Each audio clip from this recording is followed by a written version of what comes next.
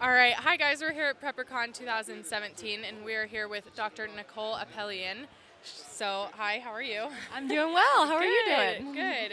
How is PrepperCon going for you so far? So far, having a great time. People have Yeah. been really nice, met a lot of really wonderful people interested Yeah. in the same things we are, Yeah. and a lot of people who watch the show and have been really, you know, called to get out in the outdoors more and things Yeah. like that. So That's always so cool. It's got to be awesome meeting fans that are kind of inspired by what you guys do to, make changes in their own lives and go out and do stuff like that. it definitely is. Yeah. So Nicole's actually on season 2 of the History Channel's Alone, and you were on Vancouver Island, correct? That's right. Awesome. So super rainy and wet out there.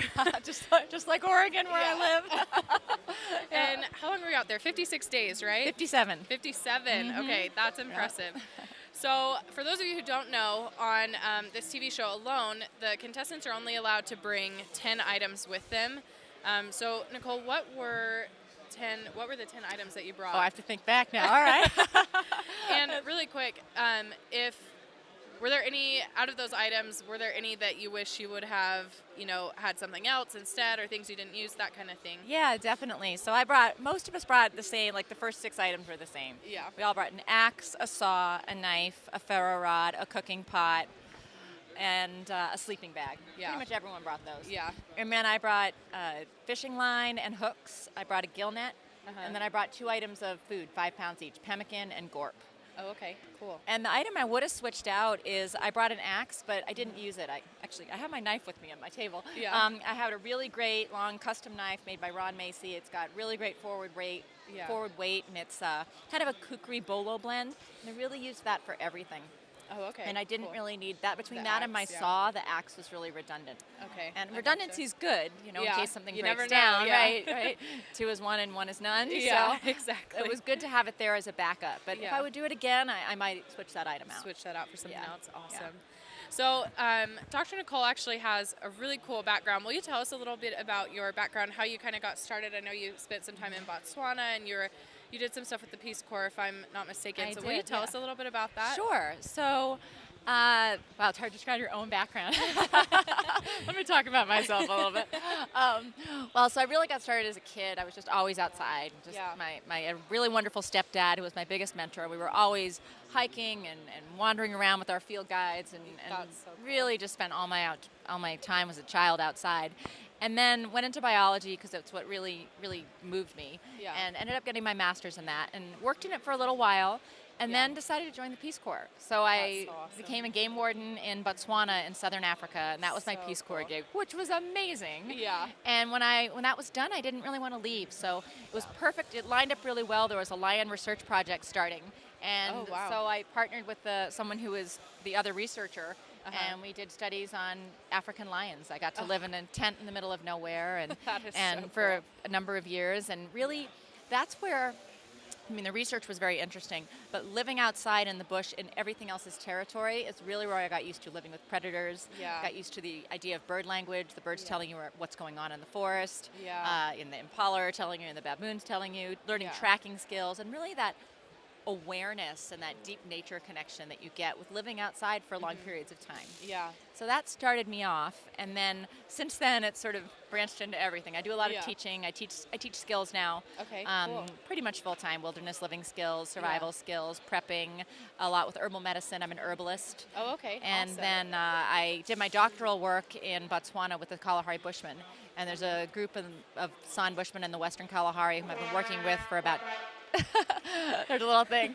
There's a group of San Bushmen in the Western Kalahari I've been working with for about 10 years. Oh, wow. And with Okay. that, I bring people over, and I'm working with them on an ethnobotany book, and also on sort of like taking those hard skills I learned in Africa, and now I have them and teach them here in the Yeah. United States. But That's it's really incredible. wonderful being back there with the First Peoples. They're all of our ancestors. Yeah.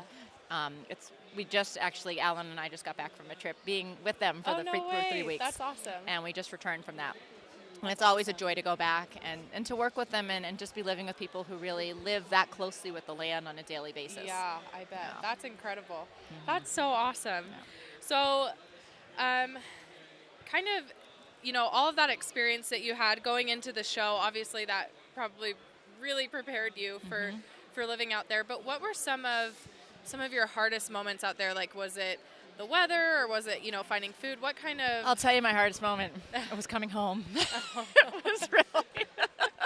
It was. I really loved it out there. I mean, the weather was harsh, but I had a really good shelter, and it was pretty much bomb-proof. And once I pulled hot rocks in from the fire at night and put my door in and sealed it up, I was warm in 5 minutes. So my shelter was great. And it was really, really thick and kept my heat in. Yeah. So I never really felt like the weather didn't hit me that hardly. Yeah.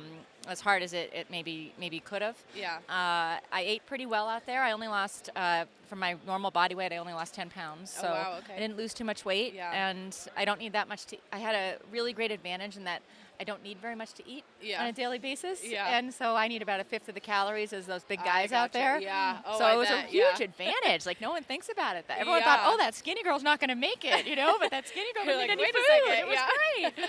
So, that's awesome. Yeah. And I mean, of course, I miss my kids. You know, that was a really hard thing being away from my kids for that long. And eventually that's what drew me home is they called me home and they needed me back. And I had to, it was as if they'd picked up a phone and called me. It was a hit to the gut. Maternal instinct, It was, and I was right. And so it was a good thing I went home when I did.